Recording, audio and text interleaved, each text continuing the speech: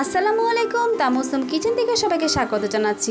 আজকে আমি আপনাদেরকে তৈরি করে দেখাবো খুব মজাদার একটি রেসিপি। আজকে আমি আপনাদের জন্য তৈরি করছি সরষের তেলাপিয়ার চাটনি। আশা করছি আমার রেসিপিটি আপনাদের ভালো লাগবে। আর এই রেসিপিটি যদি কাউকে বানিয়ে খাওয়ান, সে অবশ্যই আপনার ফ্যান হয়ে যাবে। তাহলে চলুন রেসিপিটি দেখে নিয়ে, রেসিপিটি দেখার আগে অবশ্যই আমার চ্যানেলটি সাবস্ক্রাইব করে নেবেন, লাইক কমেন্ট দিয়ে পাশে থাকবেন। তাহলে রেসিপিটি দেখে নিই। সরষের তেলাপিয়ার চাটনির জন্য আমি এখানে 3টে তেলাপিয়া মাছ নিয়েছি। মাছগুলোকে লবণ আর হলুদ দিয়ে মুচমুচে করে ভেজে নিব।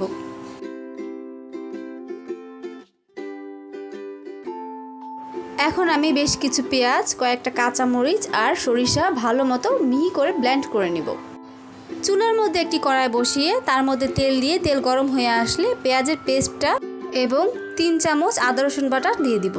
পেঁয়াজের পেস্ট এবং আদা রসুন বাটা কিছুক্ষণ তেলের মধ্যে ভালো মতো ভেজে নিব। পেঁয়াজটা যখন মোটামুটি ভাজা হয়ে যাবে, তখন আমি দিয়ে দিব 1 চামচ মরিচের গুঁড়া, 1 চামচ হলুদের গুঁড়া, 1 চামচ জিরার গুঁড়া, 1 চামচ ধনিয়া গুঁড়া আর স্বাদ মতো লবণ দিয়ে এবং পরিমাণ মতো পানি দিয়ে মশলাটাকে আমি কিছুক্ষণ কষিয়ে নিব। মশলাটা কষানো হয়ে গেলে তার মধ্যে আমি দিয়ে দিব কয়েক টুকরা আমড়া। এখানে কেউ চাইলে অন্য যে কোনো টকই ব্যবহার করতে পারেন। মশলার সাথে আমড়াটাকেও হালকা একটু কষিয়ে তার মধ্যে পানি দিয়ে দিব। ঝোলটা যখন বলক আসবে তার মধ্যে দিয়ে দিব কিছু ধনিয়া পাতা কুচি।